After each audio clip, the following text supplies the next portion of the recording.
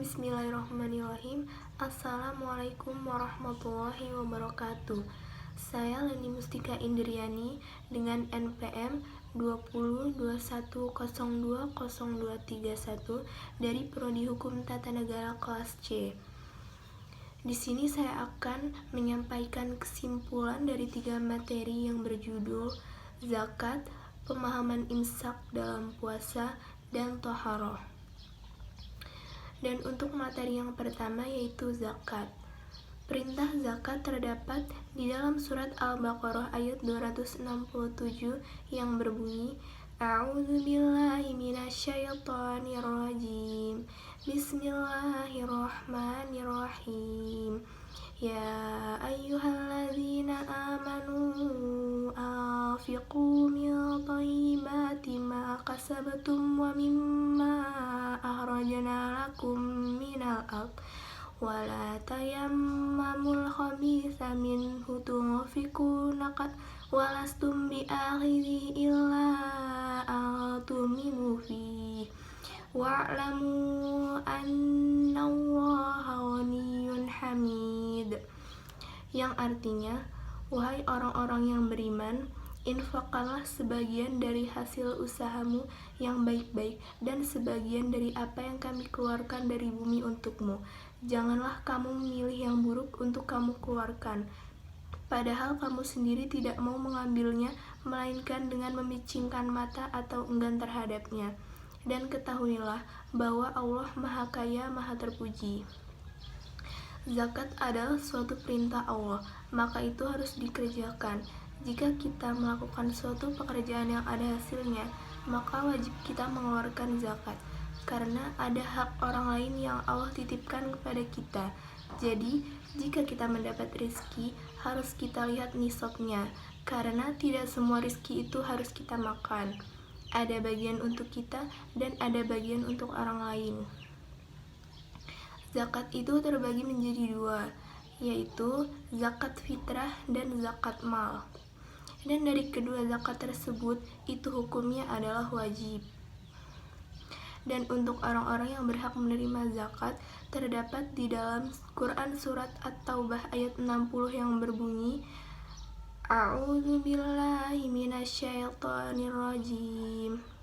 Innamas shadaqatu lil fuqara'i wal miskina wal 'alimina 'alaiha wal mu'allafati qulubuhum wa fir riqabi wal gharimina wa fis sabilillahi wa banis sabil fariidatan minallah wallahu 'alimun hakim, yang artinya, sesungguhnya zakat-zakat itu hanyalah untuk orang-orang fakir, orang-orang miskin, pengurus-pengurus zakat, orang mu'alaf yang dibujuk hatinya untuk memerdekakan budak, orang-orang yang berhutang untuk jalan Allah, dan untuk mereka yang sedang dalam perjalanan sebagai suatu ketetapan yang diwajibkan Allah.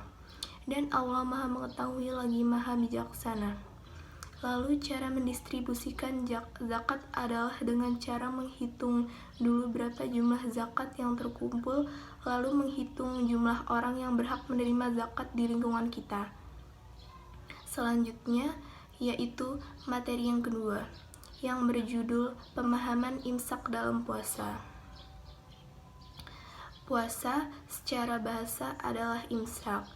Pemahaman yang biasa dipahami, imsak itu ialah batas akhir atau 10 menit menjelang azan subuh. Secara teori, imsak adalah menahan, tetapi prakteknya masih boleh makan dan minum. Maka itu adalah suatu permasalahan karena tidak sesuai antara teori dengan praktek. Imsak itu artinya adalah menahan. Maka lebih tepat dipahami, waktu imsak itu bukanlah 10 menit menjelang azan subuh, tetapi start imsak itu adalah ketika azan subuh. Begitu azan subuh dikumandangkan, maka disitulah waktu imsak itu dimulai.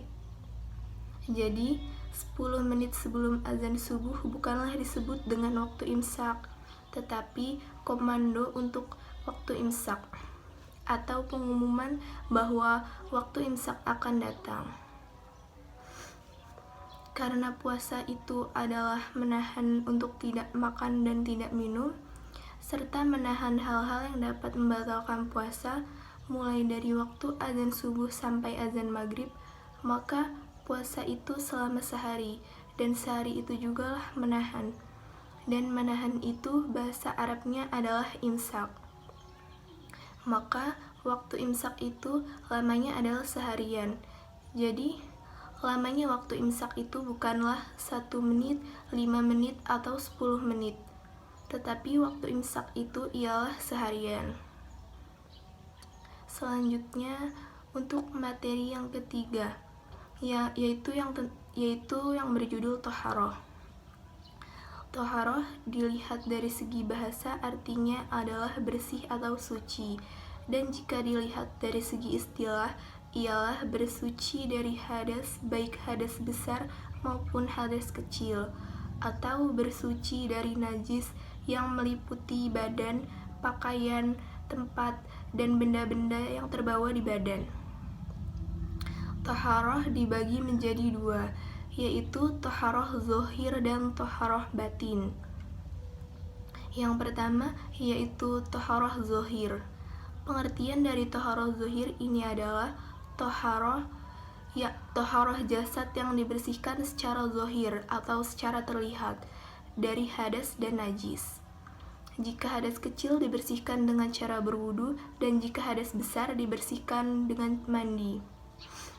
Yang kedua yaitu toharoh batin. Batin itu ialah sesuatu yang ada di dalam diri manusia. Jika toharoh batin, yang dibersihkan adalah hatinya. Karena beribadah kepada Allah tidak cukup dengan bersih badannya saja, tetapi harus bersih batin dan hatinya juga. Seperti contoh, jika kita menjalankan ibadah sholat, maka hati kita harus dengan ikhlas. Contoh kotoran yang ada di hati yang harus dibersihkan yaitu seperti sombong, iri dengki, riya, dan lain-lain. Bertoharoh itu juga membutuhkan alat yang digunakan. Air adalah salah satu alat yang digunakan untuk bertoharoh. Air tersebut ada 7 macam, yaitu yang pertama air hujan, yang kedua air laut, yang ketiga air sungai, yang keempat air sumur, yang kelima air mata air, yang keenam air salju, dan yang ketujuh air embun. Ketujuh air tersebut dapat digunakan untuk bersuci. Dan dari segi pengelompokannya, air dibagi menjadi 4 jenis, yaitu yang pertama adalah air mutlak. Air mutlak itu adalah air yang suci dan mensucikan, dan tidak makruh memakainya. Atau air yang belum pernah dipakai dan belum tercampur dengan sesuatu. Yang kedua yaitu air musyammas. Air musyammas itu adalah air yang suci juga mensucikan, yaitu air yang terkena sinar matahari dan boleh digunakan untuk bersuci. Yang ketiga yaitu air mustakmal. Air mustakmal yaitu air yang suci tetapi tidak bisa digunakan untuk bersuci, seperti air yang sudah terpakai untuk berwudu, lalu air tersebut ditampung.